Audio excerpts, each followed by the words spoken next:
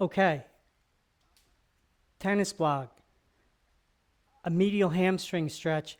Now this stretch, this muscle group's going to help with moving at the hip joint. But you see in tennis, there's a lot of backpedaling a little bit after you serve. You know, you want to sit back, and this will really help with your back pedal. Okay, it'll also help with the mid back if there's anything going on there.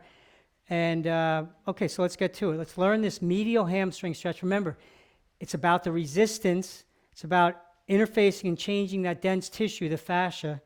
So we're going to be down, and we're going to demonstrate on the left leg, okay?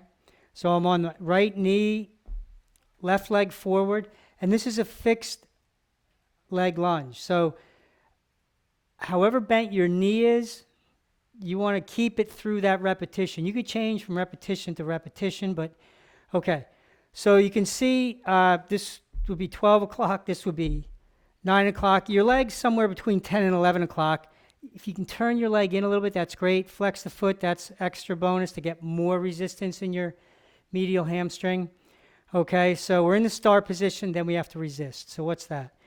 Pulling that heel back, you can see the mat buckle up. There's the resistance. I can feel the engagement of the muscle. So it's pulling back directly to here. That's just kind of natural to what's happened, but I'm not worried too much about the direction. You just want to make sure the muscle that you're intending to stretch is resisting and fully engaged. So you fold forward for the stretch. You let go of the resistance as you go back up. So now we're in the start position again, and we're going to do a bunch of repetitions. We're going to do about 10 or so, okay? Pull the heel back, pull the heel back, pull the heel back continuously, and you can feel what's going on with your hand. Let it go.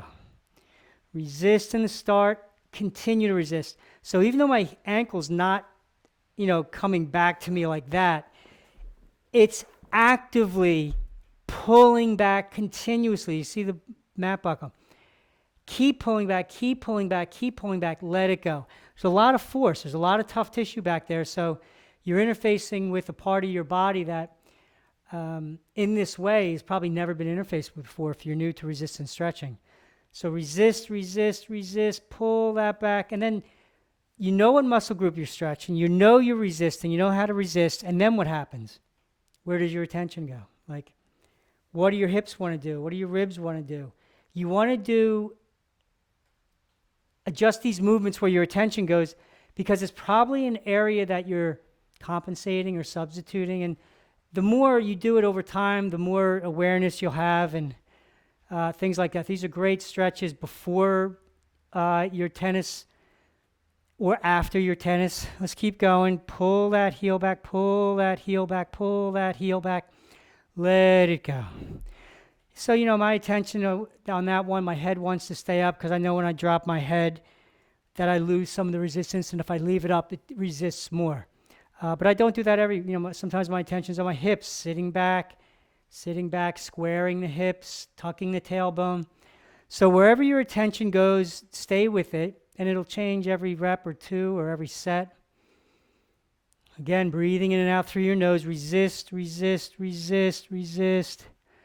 During the middle of the set there, I adjusted my foot position. I went out a little wider. Let's do a couple more. Stay with it. Stay with it. Okay. Come on. All right. Just check it out. See what you notice. Got some internal rotation, some space in the hip joint.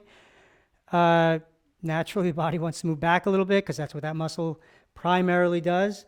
So do the other leg, do a few sets at a time, and keep going after it. And we would love to hear how you're doing.